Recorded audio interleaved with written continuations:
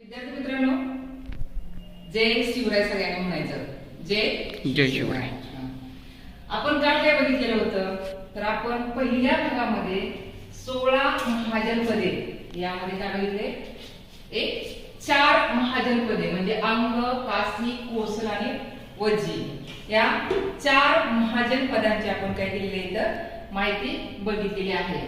आता आज आपण जर पुढचा जो भाग आहे, दुसरा भाग, त्यामध्ये आपण परत दुसरे 4 महाजनपद बघणार आहोत. म्हणजे एकूण किती आहे, 16 महाजनपद आहेत. त्यामध्ये काल 4 झालेले, आज आपण 4 घेणार आहोत. अत्यंत महत्त्वाचे स्पर्धा परीक्षेसाठी हे सगळे महाजनपदे असतात. आता तुम्हाला प्रश्न पडलेला असणार आहे की वारंवार 16 महाजनपदे म्हणतात, यालाच दुसरं नाव काय आहे? याला दुसरं नाव काय आहे? दुसरे नागरिकीकरण. लक्षात घ्या, प्रथम नागरिकीकरण मध्ये काय येतं, तर हडप्पा संस्कृती येतं, किंवा आपण काय म्हणतो, सिंधू संस्कृती. बऱ्याच विद्यार्थ्यांना माहिती नसतं की सिंधू संस्कृती म्हणजेच काय, पहिली संस्कृती किंवा पहिले नागरिकीकरण.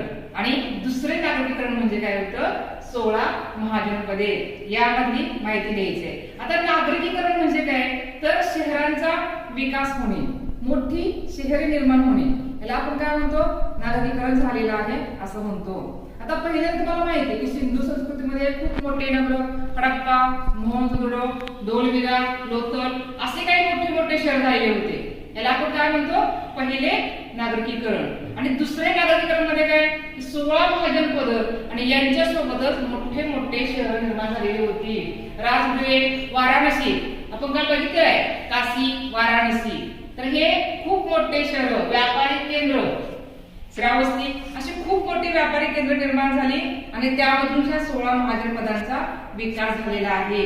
ठीक आहे. तर आपण बघतो की अगदी सगळ्यात एक महत्त्वाचा प्रश्न जो तुम्हाला वारंवार परीक्षेला विचारला जातो, पंचमार्क किंवा जे पंचमार्क कॉइन आहे म्हणजे नाणं आहे, ते कुठल्या काळामध्ये निर्माण झालेले आहे किंवा कुठल्या काळामध्ये त्याचा वापर झालेला आहे किंवा कुठल्या काळामध्ये त्याचा उदय झालेला आहे, असे बऱ्याच वेळा तो प्रश्न तुम्हाला विचारला जातो. पंचमार्क कॉइन म्हणजे काय असतं, तर ते कॉइन असं कुठल्या साच्यामध्ये घालून निर्माण केलेलं नाही, तर ते पत्र्यावर ठोकून ठोकून ते तयार केलेलं पंचमार्क कॉइन असतं. ते महाजनपदांच्या काळामध्ये ते कॉइन निर्माण झालेलं आहे. म्हणजे हे जे काही 16 महाजनपद आहेत ना, या 16 महाजनपदामध्ये ते कॉइन वापरलं जायचं. म्हणजे व्यवहारासाठी, देवाणघेवाण करण्यासाठी ते कॉइन वापरलं जायचं. त्यावरती सूर्य, चंद्र किंवा नदी, डोंगर असं त्यावरती ठोकून ठोकून त्यांनी 5 चिन्ह तयार केलेले असायचे. त्यामुळे आपण त्याला काय म्हणायचं, पंचमार्क. मार्क म्हणजे चिन्ह. असं पंचमार्क कॉइन कुठल्या काळामध्ये होतं, या महाजनपदामध्ये निर्माण झालेलं होतं. अरे आपण आज बघणार आहे ते मल्ल बघणार आहे. मल्ल हे महाजनपद होतं, पण कसं होतं ते, कसं वज्जी होतं, आपण वज्जी म्हटलं. काल आपण शिकलोय त्याच्यामध्ये की वज्जी कसं होतं, 8 जमातींचं किंवा 8 रणराजांचं मिळून ते संघ झालेलं होतं. तसंच इथं काय झालेलं आहे, मल्ल हे सुद्धा काय, 9 राज्याचा संघ आहे. लक्षात घ्या, 9 राज्याचा संघ. म्हणजे तिथं काय होतं, संघशाही होती. म्हणजे कुठलाही एक शासनकर्ता किंवा एक राजा राज्य करत नव्हता. तर तिथं 9 जे गणराज्य होते, म्हणजे वेगवेगळे लहान छोटे शासक होते, ते एकत्रित येऊन त्या संघाद्वारे हे मल्लांचं संपूर्णपणे शासन चालत होतं. याची जी राजधानी होती ना, मल्लांची राजधानी, त्या 2 राजधान्या होत्या. एक उत्तरेकडे कुशीनारा आणि दक्षिणेकडे पावा. ज्याला आपण आजच्या काळामध्ये काय म्हणतो, कुशीनारा म्हणजे बिहार राज्यामध्ये गोरखपूर जिल्ह्याचा जे काही परिसर आहे ना, तो परिसर कुशीनारामध्ये येतो. आणि पावा पदरोडा म्हणलं जातं आताच्या काळामध्ये. तिथं तुम्हाला माहितीये पावाला काय झालंय, पावाला वर्धमान महावीर यांचं निर्माण झालेलं आहे. त्यामुळे ते अत्यंत महत्वाचं असं ते पावा ठिकाण आहे. लक्षात घ्या, पावाला काय झालेलं आहे, जैन धर्माचे जे 24 तीर्थकर आहेत, कोण, वर्धमान महावीर, ठीक आहे, त्यांचं तिथं काय झालंय, निर्माण झालेलं आहे. आणि कुशीनारा इथं गौतम बुद्धाचं महानिर्माण झालेलं आहे. त्यामुळे आपण काय म्हणतो, हे दोन्ही जे काही ठिकाण आहेत, जी राजधानी आहे कुणाची, मल्लांची राजधानी, त्या राजधानी अत्यंत पवित्र अशा म्हणाले, जैन आणि बौद्ध धर्मियांना अत्यंत पवित्र असे ते दोन्ही शहर आहेत. शेवटी काय झालेलं आहे की मल्लांचं जे महाजनपद होतं ते शेवटी कशामध्ये विलीन झालेलं आहे? मगधामध्ये विलीन झालेलं आहे. मगध हे हळूहळू बघा प्रत्येक आपल्या आसपासले काही महाजनपद आहे त्याला विलीन करून घेऊन ते अजून मोठं महाजनपद होत आहे. ठीक आहे. आता दुसरं काय आहे? वत्स. याची राजधानी कुठली होती? कौशांबी. कुठल्या राजधानी भाषा? कौशांबी. हे लक्षात ठेवायचं तुम्ही, अत्यंत महत्त्वाचं तुम्हाला ते प्रश्न परीक्षेला येत असतात की राज्यांच्या राजधान्या आणि तिथं कुठला राजा राज्य करत होता असे तुम्हाला प्रश्न येतात. त्यामुळे अत्यंत महत्त्वाचं आहे. की गंगा नदीच्या दक्षिणेला राज्य कुठं होतं? गंगा नदीच्या दक्षिणेला हे राज्य होतं. तर उदयन नावाचा राजा राज्य करत होता.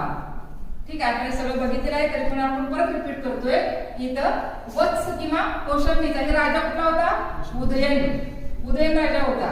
तर या जो उदयन राजा होता ते अवंतीची राजकन्या होती वासव दत्ता.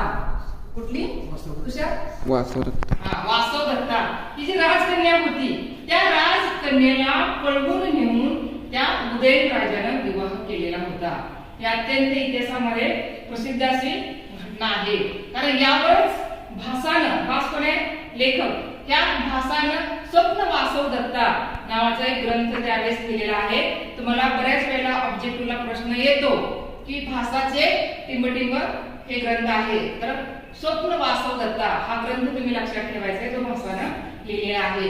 त्यामध्ये काय? अवंतीची राजकन्या जी होती वासव दत्ता आणि उदयन राजा यांचे जे काही त्यावेळेसचा विवाह होता त्यावेळेस जी परिस्थिती होती त्या सगळ्यांची माहिती त्यामध्ये तुम्हाला दिसते. तुम्हाला वर्धन घराण्याचा राजा हर्षवर्धन माहिती आहे. तर त्या हर्षवर्धननं सुद्धा 2 नाटकं लिहिली आहेत, रत्नावली आणि प्रियदर्शिका. यांच्या नाटकाचा नायक कोण आहे?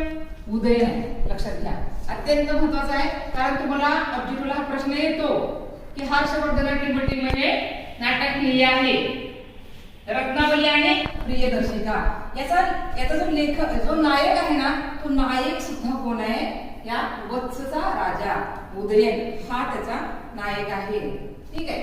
तर अशा पद्धतीनं हे जे वत्स जे राज्य आहे किंवा महाजनपद आहे हळूहळू ते सुद्धा मगधामध्ये विलीन झालेलं आहे. यामध्ये अत्यंत महत्वाचं काय लक्षात ठेवायचे? भासाचे स्वप्न वासव दत्ता आणि हर्षवर्धनचे रत्नावली आणि प्रियदर्शिका हे नाटक आहे. हे नाटक कशावर लिहिलेले आहे? तर वत्सचा जो राजा होता उदयन याला नायक म्हणून त्याने ते नाटक पूर्णपणे लिहिलेलं आहे. हे लक्षात ठेवायचंय. त्या पुढे आहे चेदी. चेदी कुठं आलं?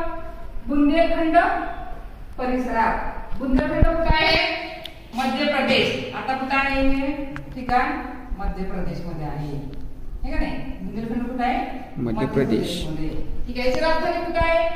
सुक्तीमती. याची राजधानी काय होती? सुक्तीमती.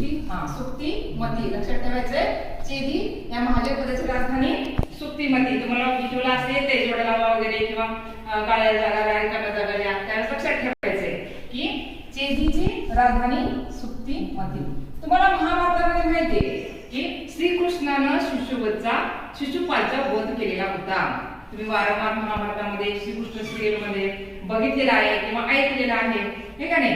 बाबा ज्यावेळेस 100 चुका केला 100 गुन्हे केले त्यावेळेस श्रीकृष्णानं आपलं चक्र काढलं आणि संपूर्ण दरबारामध्ये शिशुपालचा वध केला. असं तुम्ही बऱ्याच वेळा महाभारतामध्ये किंवा श्रीकृष्ण सिरियल मध्ये तुम्ही बघितलेला असेल किंवा वाचलेला आहे. ठीक आहे. तर त्या शिशुपाल कुठला होता? हा चेदीचा होता. म्हणजे चेदी महाजनपदाचा किंवा चेदीचाच तो काय होता? राजा होता. त्याचाच वध श्रीकृष्णाने केला. त्यामुळे हे बरेपैकी प्रसिद्ध असं ठिकाण आहे चेदी. लक्षात ठेवायचं. याची राजधानी काय होती? सुक्तीमती. आता आपण बघायचं ते कुरु. कुरु तर तुम्हाला खूप माहिती आहे कारण महाभारतामध्ये कुरुचाच वारंवार असा उल्लेख येतो. कुरु राज्याचा उल्लेख वारंवार महाभारतामध्ये येतो. तर सर्वात प्राचीन राज्य तुम्हाला ऑब्जेक्टिव्हला प्रश्न येतो की सर्वात प्राचीन महाजनपद कोणते आहे? कोणते आहे? हर्षद कोणते? कुरु. छान. तर हे कुरु हे सर्वात प्राचीन असे महाजनपद आहे. लक्षात ठेवायचंय. सध्याचं दिल्ली, मेरठ आणि हरियाणा. दिल्ली, मेरठ आणि हरियाणाचा जो काही भाग आहे त्या भागामध्ये कुरुचं राज्य त्या काळामध्ये होते.